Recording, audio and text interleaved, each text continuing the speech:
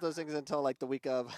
I want to circle back with you real quick, and you mentioned that the Santos club with Paolo Mastroeni and some of the guys that played there who went on to be very good players and play in the MLS and have in Paolo's case play with the U.S. national team. So I had a good team here, the '93 boys from Cisco, and some of them went on to play for you at PC. Yeah, and, 12 of them. And I recruited the whole team.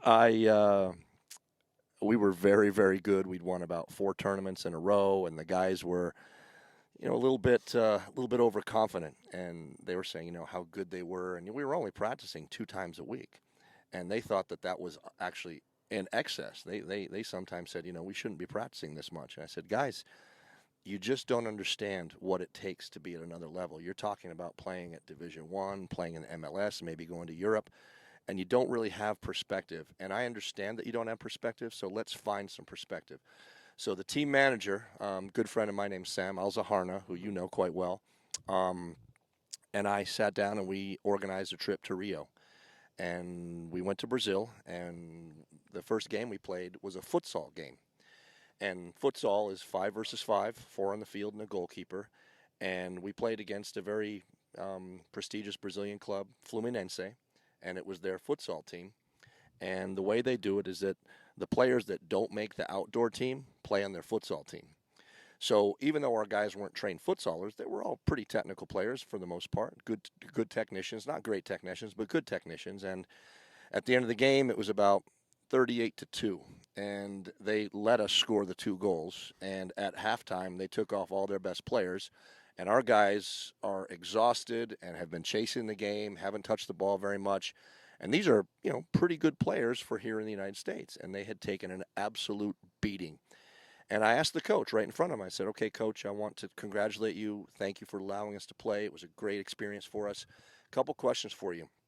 Number one, how many days a week do your guys train? And the coach, through his interpreter, said, we train 5 days a week. We have our game on Saturday, and then we have a rest on Sunday. And what they do is they come in, and they get here at 9, and they put their kit on. They train for 2.5 hours. They go to lunch together. Then they go back on different buses. Some of them walk, and they get to their neighborhoods. They go to finish their day at school for about 4 or 5 hours. And after that, they play more in the street. And after that, I said, which one of these players here that just beat us badly plays on your outdoor team, the team that is actually your best team? And he points at their big, strong, technical wizard that had scored probably 11 or 12 goals on us, and he'd only played for a half. He didn't play at all in the second half. And I said, explain to our guys where he's at. And the coach said, this is player number 18 out of 18 on our outdoor team. That means he's the weakest player of the guys that play on our outdoor team. And our guys couldn't believe the level. So from a lesson standpoint and a perspective standpoint, when we came back, they committed to training 3 and 4 times a week because of what they'd actually seen, and they knew that they had miles and miles and miles to go before they could be even considered even a good player in Brazil. I had a similar thing happen to me. I played for the Cisco Asylum, and we were the state champions, and we were going to the Dallas Cup, but we're in the super group. And we drew Taiwichi, who won the tournament 3 years in a row. Right, from Bolivia. Yeah. And there wasn't one player, not one player in the field that was taller than our shortest player. Right. They were tiny. And I didn't touch the ball once. Once. I played the entire match. I didn't touch the ball once. I kicked some Taiwichis, Taiwichans or however you call them, but or Bolivians. But I was so frustrated I couldn't get the ball. I mean, once we won the ball, I was trying to get into space, but they shut us down too quickly, and I would just go kick them. I had to kick something.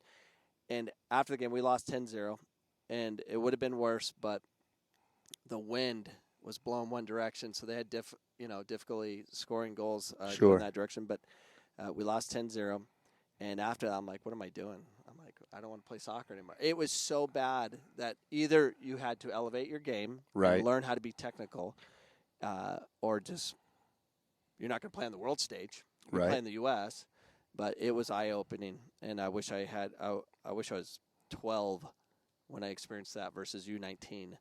But yeah, it was. If you enjoyed that clip, you can enjoy all the clips at youtube.com/Coach Cameron Soccer to get all my content. Make sure you subscribe, hit the notification bell so you know what's going on and when we appear online, which is typically every Sunday, 7 p.m. Mountain Standard Time. Hope to see you this Sunday for our next live show.